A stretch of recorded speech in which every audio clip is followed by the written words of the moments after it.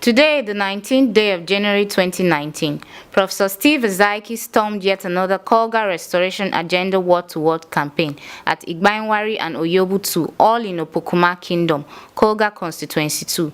It was an awestruck reception of Professor Steve Azaiki by Ward 7 and Ward 8. In Ward 7 and 8, Kolga Restoration Agenda reaffirmed their support and solidarity for the People's Democratic Party candidates and 100% block votes for Professor Steve Azaiki. Because the name Steve Azaiki is a household name. When I mean people don't know you much, is your physical body. Your name is been ringing in the ears of so many families in this state before now. And when you were secretary to state government and other positions you have held, we know what you did and what you can do when you represent us. We know that. We have no doubt in you because you have the capacity, you have the quality. If Professor Steve Azaiki is standing an election, if it were to be in those days according to Chinua Achebe, others would have run into hiding.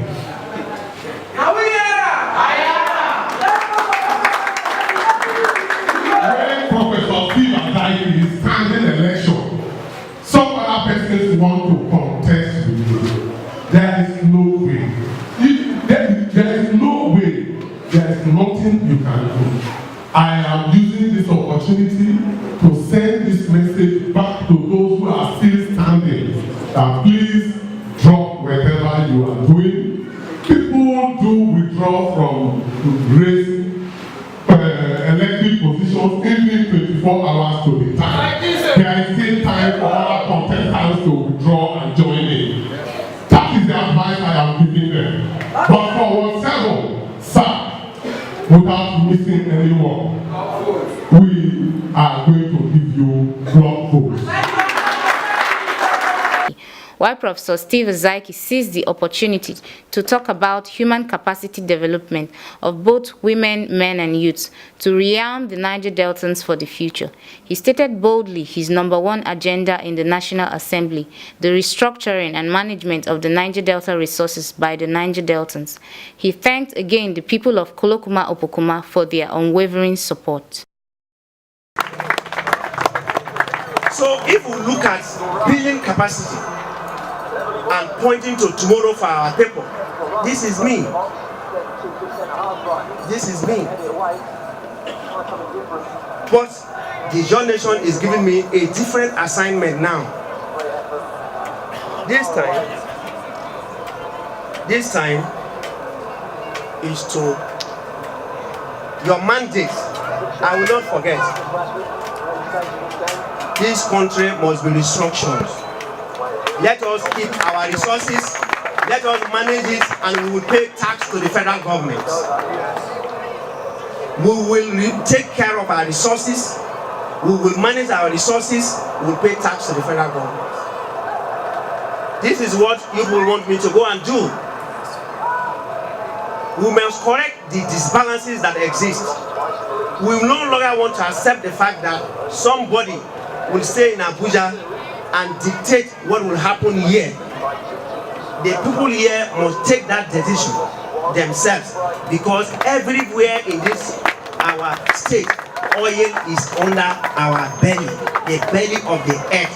God has put in oil there. And one thing that I promise you, today we are moved away.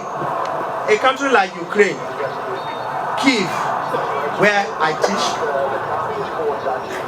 Kiev, where I'm an honorary citizen, already have 5,000 filling stations for electric cars. That's one of the most backward states in Europe. So you can think about what other parts of Europe is doing when we are still battling with our oil. So I believe that oil will finish. Even if oil will not finish, the need for oil will diminish. Right now, we used to sell oil to America Today, America produces more oil than Nigeria. So where are you going to sell it to? The only people buying oil, struggling for oil now, is China, India. The rest are Wayo. There is no Nigerian, dead or alive, that know the quantity of oil produced in Nigeria. Nobody. There is no Nigerian that know how much do we really sell a day. Only few people know this, to our detriment. Think about this. You see that woman, she is selling something there. As far as I'm concerned, what is there is our own. What the local government or the state government can now say is that she should pay tax. You cannot stay in Abuja and give what you don't have. Can you give what you don't have? You don't have oil, you are sharing oil. It's not right. It's not that because I now want to go to the National Assembly, I'm saying it. No. Obasanjo has written me 7-8 letters testifying to my determination, consistency on fighting, agitating for the rights of my people. That is why I have written a book called Inequities in Nigerian Politics. It's on the net. You don't need to buy the copy. Just go to the net, you'll see it. I've analyzed everything I've said here. The reason why there must be NGDC and the reason why there must be UNPADEC is there. I've written a book called The Evil of Oil, widely quoted. In fact, there's a Bayelsan that went to Oxford. They said unless he comes back to Nigeria to get a letter from me, they will not admit him. In fact, we have 2 people like that. If your studies is on Niger Delta, you must consult Professor Steve Azaiki.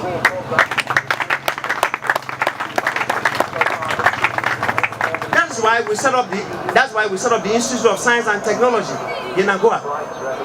That is why, as president of the World Environmental Movement for Africa, we networked and put a lot of pressure on the federal government. One of the pressure was to establish the NDDC, which was not what we wanted because we wanted a separate NDD, oil, blood, and politics. So nobody can. I have a book called My Thoughts on Nigeria. I've analyzed everything I think about Nigeria. It's inside there. Thoughts on Nigeria. If you go to the library, pick a copy, you don't need to buy. But what I'm emphasizing here is that I'm not saying these things because these are new things to me. It's what I have lived with. I've lived in the heads of people like Isaac Boro. I've been a partner in progress with people like Ken Sarowiwa. And let me say, has been my mentor. A man who was bold enough to speak truth to authority.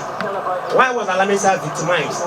Because he told the federal government that you cannot come to my backyard and take oil and sell and share the money there and give me peanuts. It must be resource control. One of the greatest leaders the generation have had is Alamisa. Today I am happy, and that's why I've given all my support to Governor Dixon. He walks in the ways of Alamisa in terms of loyalty, commitment, consistency to the cause of the Ijaw nation. These are 2 leaders I recognize in Bayelsa State. Alamisa and Dixon. They stand for the truth. Ijaw people, we are known as. I went to Sokoto for Shagari's burial, and everybody wants to lobby me to talk to Governor Dixon. They love the Ijaw people. They know all my friends have been Northerners. I've benefited from that relationship. Because if I tell any of my Northern friends that I'm not going, I've been chairman of the national think tank. 888 professors are there. I'm the chairman. We have 18 committees. I co-chair all those committees. Governors, everybody, minister, everybody's there. Because they know if I say this is the route, that's this. This is your man. If he says it's this, it's like he's good, it's like his Alamisa, it's like this, it's like that. We are known for that. You will hear us at the National Assembly. You hear us. Nations are not built by numbers, are built by few people who are consistent, that have character, that have integrity. That's what is important. People must have integrity. We cannot be bought. So, it's a big tax you've given us, and if you stand by us, because some people will come I know how Port Harcourt and Bayelsa has been victimized, how they've undermined us by making our boys to scatter everything so that visitors and investment will not come to us. This was not, it was a planned arrangement by the powers that be in this country, and we fell into it. Why will the oil companies operate in all these areas, but they live in Lagos? That means they are not paying tax to us. That's why we are where we are. Today, Lagos is the second largest economy in Africa, or the third largest economy in Africa. That name should have been us. So we must be united. I wish so many times I meet Alame say, this is the time that Dixon needs support, needs a voice. Which other German is speaking? INC, IYC. Today we need to support and bring people that can speak in IYC, men and women that can speak in INC.